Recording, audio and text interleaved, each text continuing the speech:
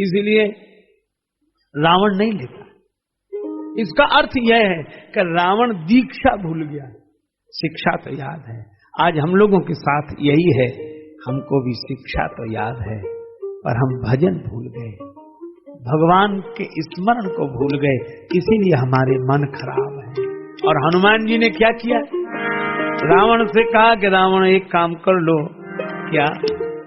दिमाग में ज्ञान रखो लेकिन दिल में भगवान रखो। रामचरण पंकज उर धरहु रामचरण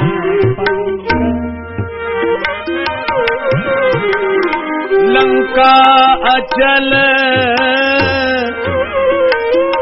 राज तुम करहु, राज तुम करहु, राज तुम करहु लंका अचल राज राज।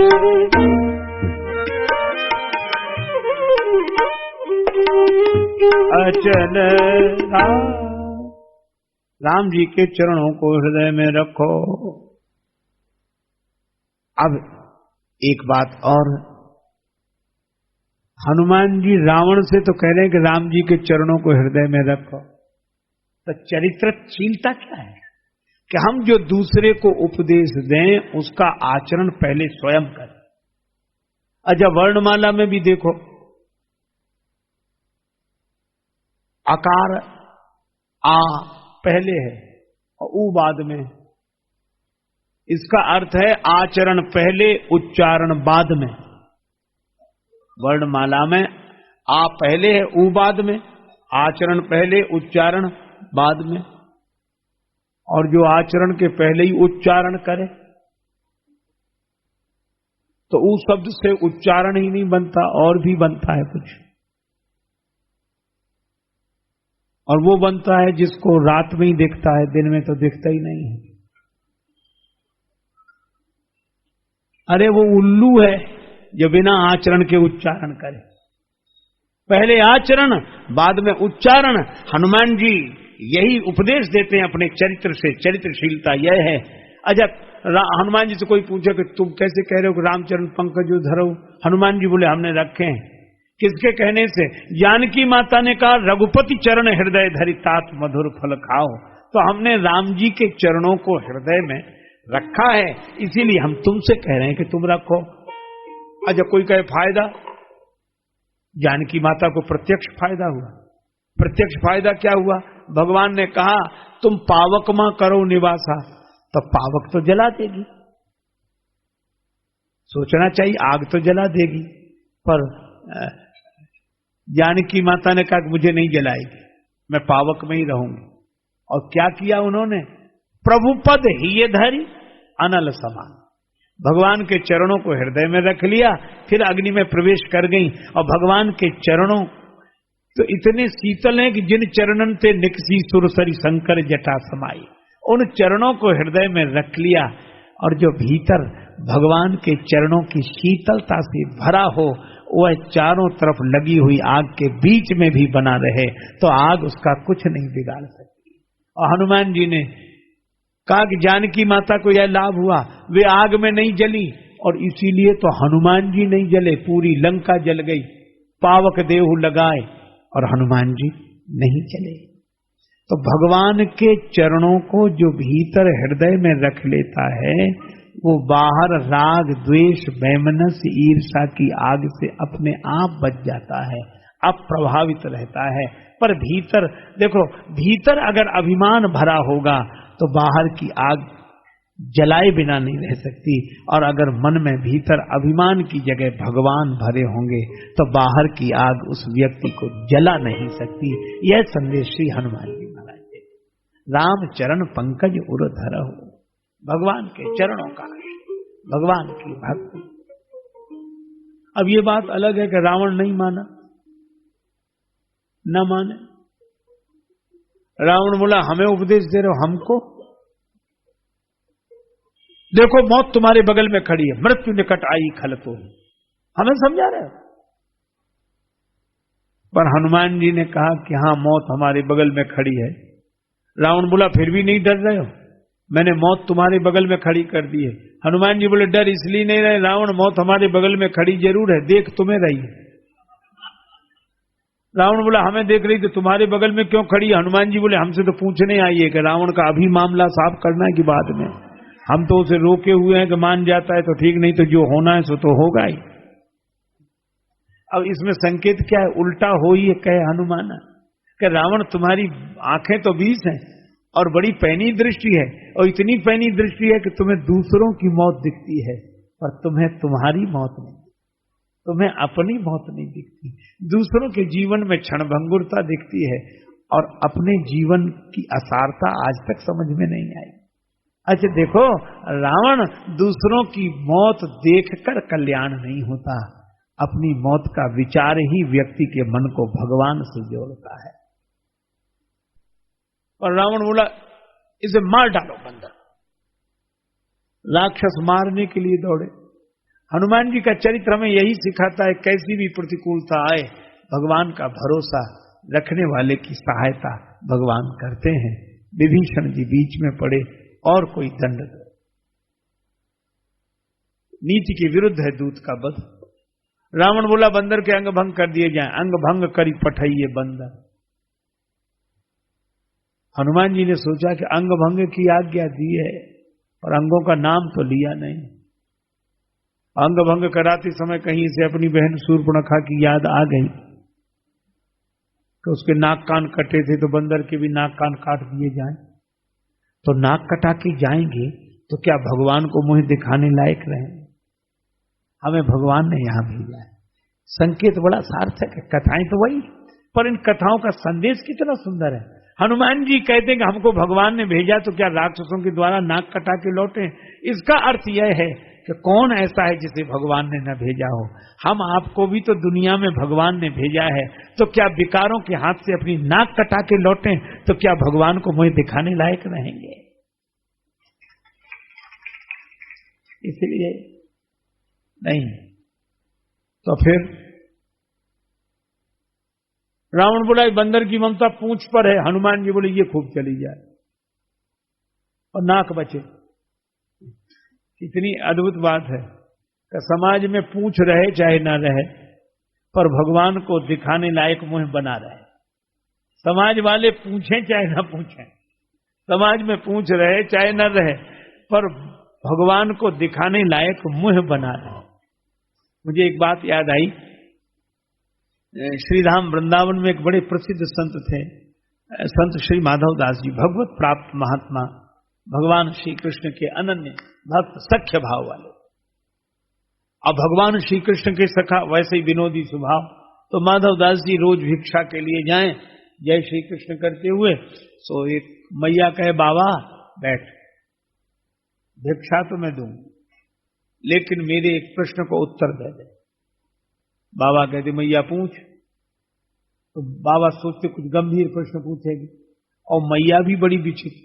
कहा बाबा मेरा तो एक ही प्रश्न है कि तेरी दाढ़ी मूंछ अच्छी है कि मेरे कुत्ता की पूंछ अच्छी है, ये बता।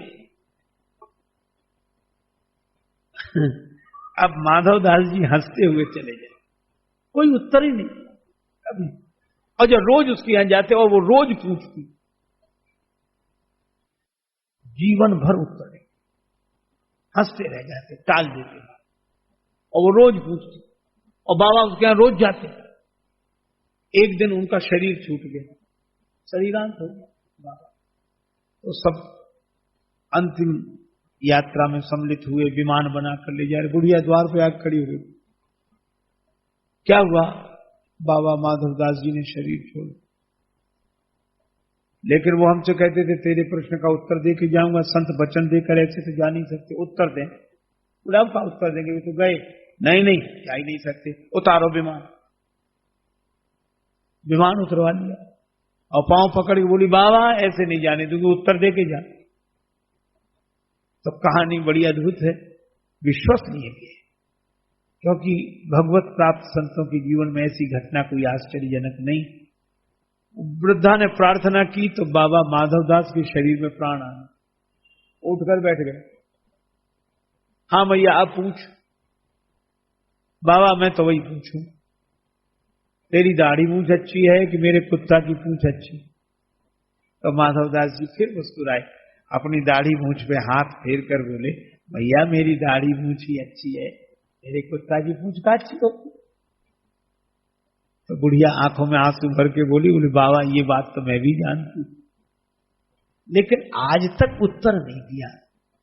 आज बाबा बोले, मैया अगर मैं पहले ही अपनी दाढ़ी मूंछ ठीक बता देता तो अभिमान हो जाता, और भगवान की माया अभिमान होने पर पता नहीं कहां गिरा देती, कैसे गिरा देती कि मेरी दाढ़ी मूंछ से तेरे कुत्ता की पूंछ अच्छी हो जाती। लेकिन अब ज्यों की त्यों धर दीनी चदरिया, तो अब मैं कहता हूं कि मेरी दाढ़ी मूंछ ही ठीक है, अभी भगवान को मुंह दिखाने लायक हूं, इसलिए मैं जा रहा हूं। मेरी तो भगवान को मुंह दिखाने लायक रहे, नाक कटाती जाए तो क्या मुंह दिखाएं? हनुमान जी ने भी सोचा कि भगवान को दिखाने लायक मुंह बना रहे, और रावण बोला पूछ पूछ जरा पूछ। हनुमान जी बोले समाज में पूछ रहे चाहे न रहे, भगवान को मुंह दिखाने लायक तो रहे। ऐसी किस बात की पूछ? समाज में तो सब बड़ी पूछ है, लेकिन वो भगवान को मुंह दिखाने लायक नहीं, तो क्या फायदा? और रावण बोला जला दो पूछ को, आग लगाओ। देखो कि जलने वाले कैसे हो, जलने वाले ही जलाने का प्रोग्राम बनाते हैं। जी जल रहा है इनका, अच्छा काहे से जल रहा? पूंछ से। रावण को लगता है इनकी पूंछ, और हम देखते रहे, और हमारे यहां इनकी पूंछ, हमारे यहां तो हमारी पूंछ होनी चाहिए, और हमारे यहां इनकी पूंछ। अच्छा ये बड़ी समस्या है, ऐसा जी जलता है कि अपने यहां दूसरे की पूंछ कैसे होगा, इसे तो हम बर्दाश्त नहीं कर सकते। जलाने की चेष्टा की, अपना घर जल गया, पर हनुमान जी की पूंछ नहीं जली, और वह घर जल गया जो सोने का था। और इसका अर्थ है भगवान के प्रति समर्पित भक्त की पूंछ से ईर्ष्या के कारण जो जलता है, उसका अपना मकान सोने का भी क्यों ना हो, तो भी बिना आग लगे रह नहीं सकती। जो पे कृपा रघुपति कृपालु की, बैर और के कहा सरे, होए न बाको बार भगत को, जो रिपु कोटि उपाय करे। श्री हनुमान जी उधर देखे ही नहीं, उनको पूंछ दिखती ही नहीं, अपनी पूंछ होती पीछे। और देखो हम लोग पूंछ के पीछे पड़े, हमें पूछो सबसे पहले पूछो, फिर किसी को पूछो चाहे मत पूछो, पर हनुमान जी के पीछे पूंछ पड़ी। हनुमान जी यही संदेश देते हैं, जब लंका जल गई, राख हो गई, हनुमान जी ने पूंछ बुझाई, आराम से पहुंच गए जानकी माता के पास। धरि लघु रूप बहोरी, फिर छोटे से रूप। जानकी माता ने कहा सोने की लंका जलाकर आने वाला इतना छोटा बनकर बैठ जाए। माता ने कहा कि बेटा तुम्हारी पूंछ नहीं जली क्यों? लंक जला के जली भी नहीं, हनुमंत विचित्र है पूंछ तुम्हारी, कौन सा जादू राजेश भरा, हंसी पूछती हैं मिथिलेश दुलारी, बोले कपि ही राघव आगे हैं और पीछे है पूंछ, रहस्य है भारी, बानर को भला पूछता कौन, श्री राम के पीछे है पूंछ हमारी। आगे हृदय में राम जी बैठे हैं, पीछे हमारी पूंछ है, राम जी के पीछे ही तो हमारी पूंछ है, नहीं तो कौन पूछता? इसलिए।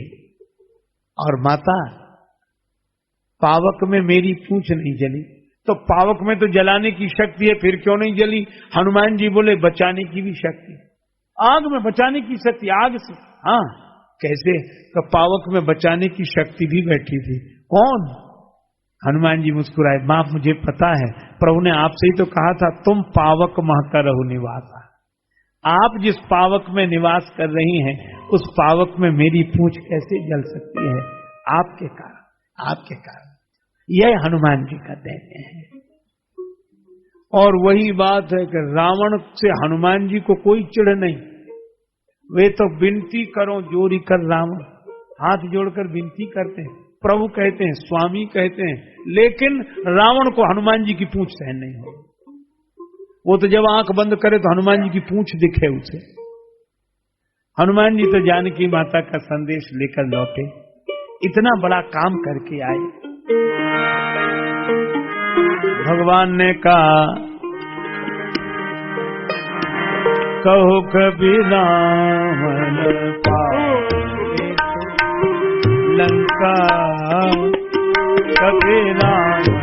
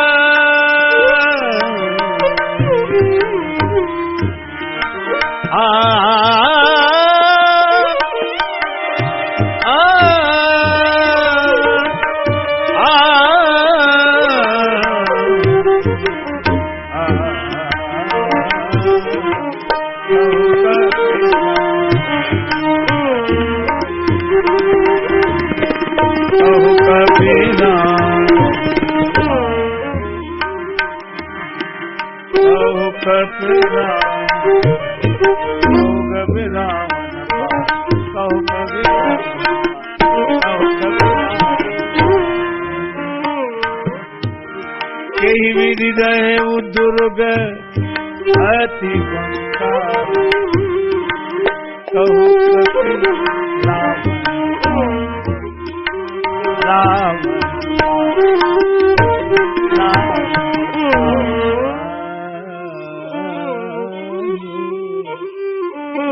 भगवान पूछ रहे हैं कि रावण द्वारा परिपालित लंका तुमने कैसे जलाई, उसकी विधि क्या थी? और हनुमान जी जो उत्तर देते हैं रामचरितमानस के अनुसार, वो बड़ा अद्भुत है। कहने लगे प्रभु इतना ही नहीं किया, और भी हुआ है काम, केवल लंका जलाई नहीं, नाघि सिंधु हाटकपुर जारा, निशिचर गण बधि विपिन उजारा। अब लक्ष्मण जी को लगा और वानरों को भी लगा कि हनुमान जी में अभिमान बढ़ रहा है, भगवान जिसकी प्रशंसा करे। भगवान ने कहा कि लंका कैसे जलाई? हनुमान जी बोले अकेले लंका? समुद्र लांघा, लंका जलाई, राक्षसों को मारा, बगीचे को उजाड़ा।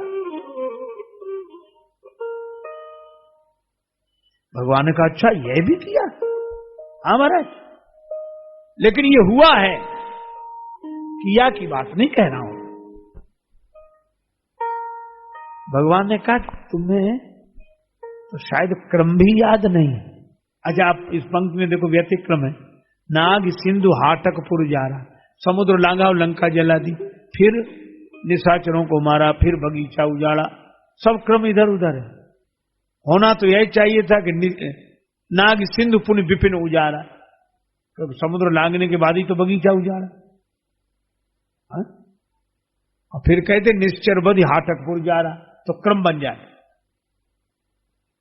पर हनुमान जी कहते समुद्र लांघा और लंका जला दी और निशाचरों का वध करके बगीचा उजाड़ा।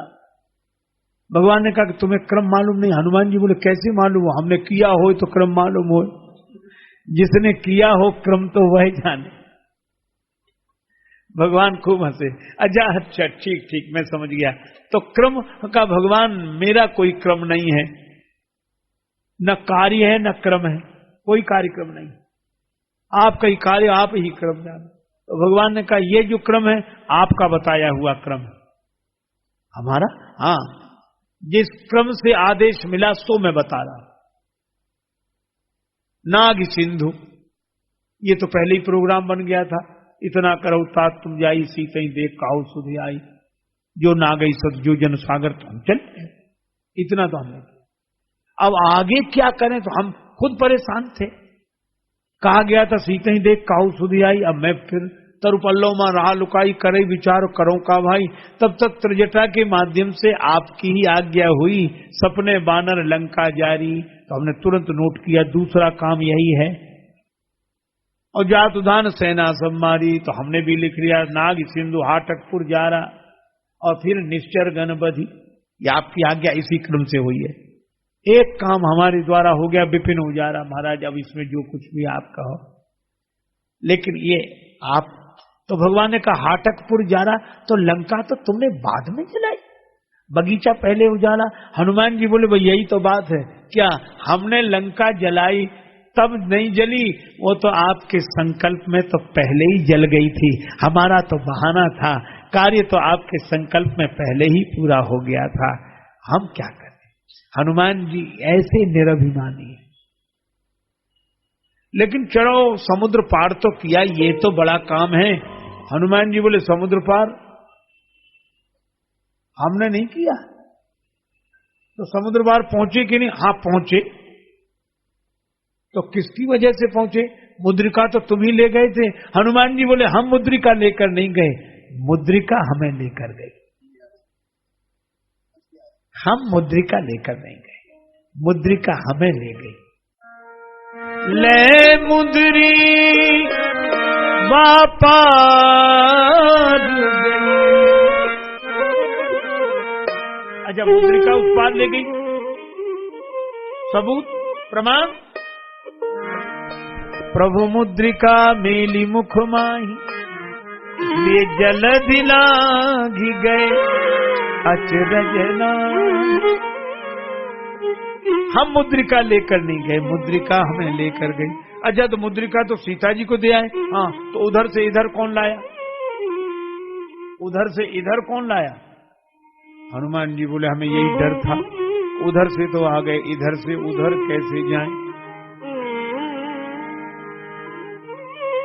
तो हमने जानकी माता से प्रार्थना की,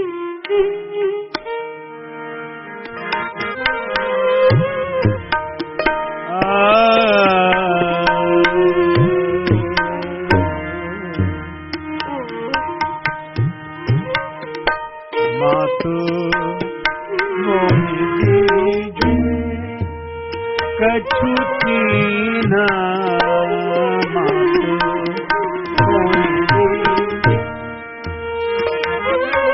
माता मुझे कुछ चिन्ह दे दे। जानकी माता बोली कैसा चिन्ह चाहिए? जैसे रघुनायक मोहि दीजे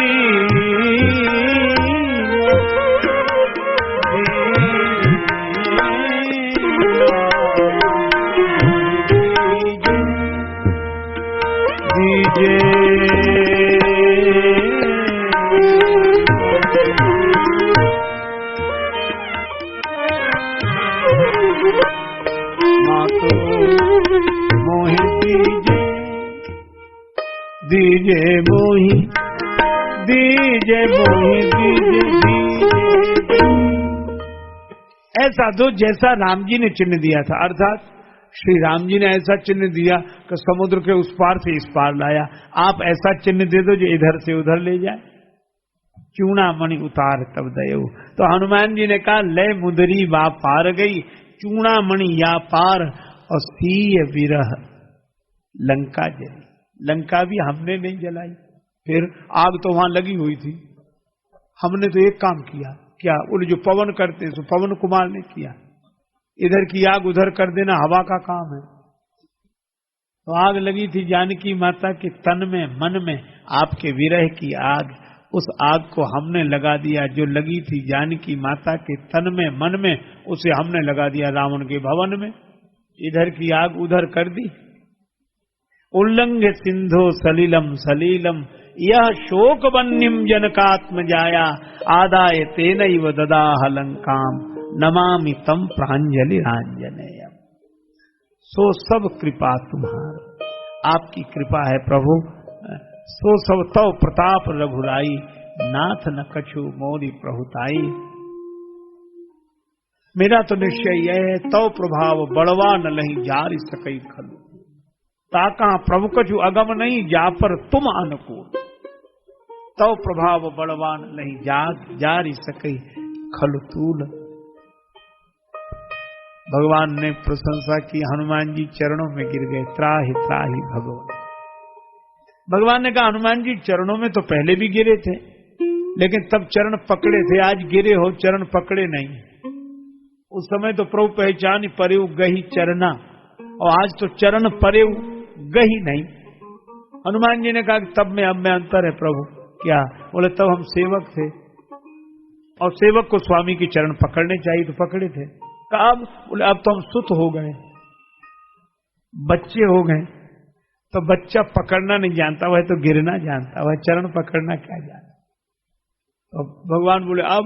बोले बच्चा गिर गया है, अब बाप की जिम्मेवारी उठाए। तो भगवान उठाने लगे। और देखो कितना सुंदर संकेत है। एक दिन वो था जब हनुमान जी राम जी का बार बार स्मरण करते, बार बार रघुवीर सम्हारी। तो जब सेवक थे तो स्वामी का बार बार रघुवीर सम्हारी, और आज जब सुत हो गए तो बार बार हनुमान जी की ओर से नहीं, राम जी की ओर से बार बार प्रभु चाहई उठावा। भगवान बार बार उठाकर हृदय से लगाना चाहते हैं, लेकिन प्रेम मगन ते ही उठो न भावा। हनुमान जी उठना ही नहीं चाहते। तो भगवान ने कहा उठो ना उठो। हनुमान जी बोले अब ये बालक की मर्जी है, उसे उठना होगा, उठेगा नहीं उठना होगा। बच्चे भी क्या इतनी जल्दी मानते हैं? भगवान ने कहा कि हनुमान उठो, हमारे हृदय से लग जाओ। पर हनुमान जी हृदय से ही नहीं लगते, कहते चरणों में अच्छे। भगवान ने कहा कि अरे नहीं नहीं, मेरे हृदय में यही भावना कि तुम्हें हृदय से लगा लूं। और हनुमान मैं कह रहा हूं हृदय से लग जाओ। हनुमान जी ने कहा कि प्रभु चरणों में अच्छे हैं। भगवान ने कहा क्यों? कहा जब आप हमें हृदय से लगाएंगे तो हम अपनी बाहों में आपको भरेंगे और आप अपनी बाहों में हमें भरेंगे। अर्थ सीधा सा है, आधी जिम्मेवारी मेरी आधी आपकी। मैं आपको संभाल बांध के रखूं, आप मुझे बांध के रखें, ये इसलिए हृदय से लगना ठीक नहीं। फिर बोले चरण अच्छे हैं, क्यों? बोले ताकि पूरी जिम्मेवारी आपकी, हमारी कोई जिम्मेवारी नहीं। हम तो चरणों में गिरे हैं, और जो चरणों में गिर जाता है उसकी पूरी जिम्मेवारी आपकी ही होती है। भगवान ने कहा कि जो इस तरह समर्पित हो जाता है उसका स्थान तो मेरे हृदय में भी होता है। भगवान हनुमान जी से कहते हैं कुछ मांग लो, तो हनुमान जी क्या कहते हैं? नाथ भगति अति सुखदायिनी, देहु कृपा करि अनुपायिनी। नाथ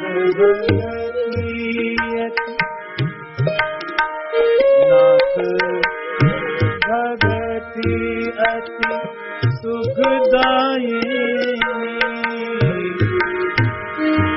सुखदायिनी दायिनी।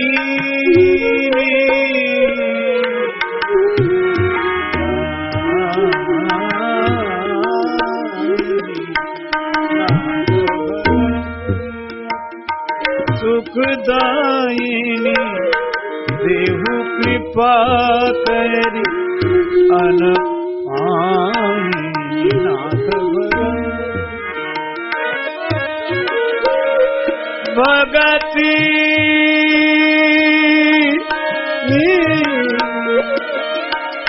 भगति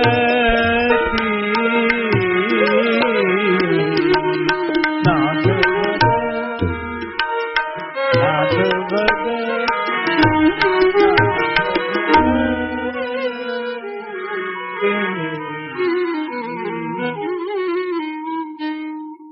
भगवान आपके चरणों की भक्ति मिल जाए। हनुमान जी भक्ति ही क्यों मांग रहे हैं? शंकर जी बोले उमा राम स्वभाव जेहि जाना, ताहि भजन तजि भावना आना। हनुमान जी सदा विनम्र बनकर भगवत भाव से लोक कल्याण कार्य करते हैं, और उनका मन उपासना के भाव से भरा रहता है, क्योंकि उनके मन में, उनके जीवन में अभिमान नहीं, भगवान विराजमान है। और जिसके मन में भगवान बैठे हों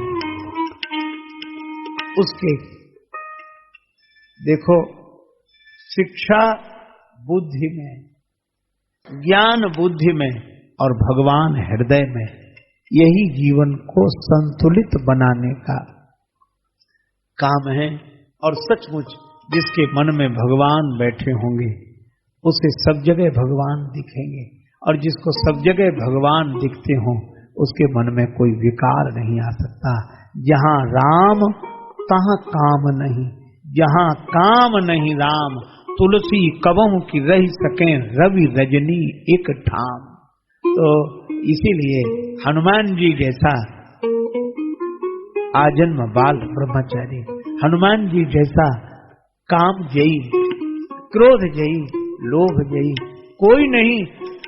और इस ऊंचाई के बाद भी जिनके लिए लोग कहते हैं राम से अधिक राम कर दास, राम जी से अधिक राम जी के भक्त की महिमा। एक बात चलते चलते सुनाऊं। मेला हुआ एक जगह, मेला, तो मेले में तो मेला है, वो मिल गए तो मिल गए, बिछुड़ गए तो बिछुड़ गए, भीड़ का रेला इधर से उधर, ठेलम ठेला मेला। एक आदमी गया सपत्नी मेले में, अब ऐसा भीड़ का, वो बिछुड़ गए, पति अलग पत्नी अलग। अब बेचारा पति परेशान की, कहाँ गए, कहाँ ढूंढे, इतनी भीड़ में कहाँ ढूंढे, बहुत परेशान। तो लोग तो ऐसे मौके का भी फायदा उठा लेते। एक आदमी बोला, चलो हमारे मंदिर में भगवान को भोग लगाओ, चलो भोग लगाओ, दक्षिणा चढ़ाओ, अभी भगवान चुटकियों में काम करते। अब बेचारा परेशान से, चाहे जो कराओ चलो। तो लड्डुओं का थाल मिठाई की दुकान से लिया, 500 रुपए रखे, राम जी का मंदिर था तो राम जी के मंदिर के सामने रखे, और बोला अब तो रघुनाथ कृपा कर दो, घर नी को लगे न बिना घर नी को। अब तो रघुनाथ कृपा कर दो, घर नी को लगे न बिना घर नी को। अब सामने था हनुमान जी का मंदिर, वो अलग। हनुमान जी के मंदिर के पुजारी को लगा कि ये 500 रुपया और ये सब उधर ही जाएगा। तो वहां बैठे बैठे बोला धीरे से, सेठ जी, अरे छोड़ो उधर, इधर आओ। सेठ जी थाल ले आओ, इतने कर दे कृपा जो लला अंजनी को। हनुमान जी कर देंगी काम, यहां ले आओ। वहां कहा चले गए। तो कहा क्यों? कहा वहां छोड़ो, कपिराज से प्रीत विनीत करो, फिर से मुख देख सको पत्नी को। अरे कहा हमारी डायरेक्ट अप्रोच है, ये तो उनके सेवक, हम तो सीधे स्वामी से कह रहे हैं। अरे कहा स्वामी हैं वो ठीक है, ये सेवक हैं बड़े छोटे तो ठीक है, लेकिन अपने अपने विभाग की बात है, राम जी नहीं कर सकते ये काम, चाहे 500 चढ़ाओ चाहे 1000, उनके बस का नहीं है, हनुमान जी को चढ़ाओ। बोले क्यों? राम जी सब कर सकते हैं, क्यों नहीं कर सकते, हमारी पत्नी क्यों नहीं ढूंढ सकते? तो वो हनुमान जी के मंदिर का पुजारी बोला तेरी त्रिया को मिलावे कहा, जो पतो न लगाए सके अपनी को। उनकी खो गई थी, तब यही गए थे खोजने। वे तुम्हारी कहां ढूंढेंगे, अपनी नहीं ढूंढ पाएंगे। और उसने तो इसलिए कहा था कि मंदिर में आ जाए सब। अच्छा, भगवान को भी शायद इस विनोद पर हंसी आ गई होगी, और जैसे हनुमान जी के मंदिर में उसने वो रखा, उसको क्या घर से थाल उठाए, हाँ हनुमान जी। और भगवान ने ऐसी लीला की अपने भक्त को मान देने के लिए कि वो उसकी पत्नी भी खोजते हुए वहीं आ गई, दोनों मिल गए। सेठ जी बोले मान गए। का क्या माने? का राम से अधिक राम करता था, राम जी से अधिक राम जी के भक्त की महिमा। तो जिन हनुमान जी की ऐसी महिमा हो, भगवान से अधिक भगवत भक्त की महिमा हो, और इतनी ऊंचाई, लेकिन उसके बाद भी इतनी विनम्रता कि हनुमान जी भक्त हैं फिर भी भगवान से भक्ति का ही वरदान मांगते हैं। इन चरणों से मन जुड़ा रहे। अनपायनी भक्ति, अब ये शब्द भी बड़ा अच्छा, अनपायनी, जिसको किसी उपाय से न पाया जा सके, ऐसी भक्ति आप अपनी कृपा से ही दे सकते हैं।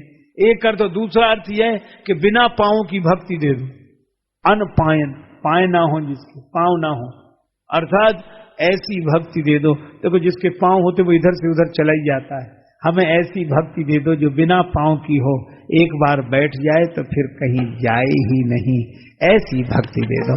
ये हनुमान जी भक्ति का वरदान मांगते हैं। तो हनुमान जी की कृपा से हम लोगों के जीवन में विशेषताएं तो आवे, पर विशेषता का अभिमान ना हो, हमारा मन भगवान से भरा हो। और देखो आचरण उसी का ठीक रहेगा जिसके हृदय में भगवान के चरण रहेंगे। हनुमान जी के आचरण की पवित्रता का मूल कारण है नहीं को राम चरण अनुरागी,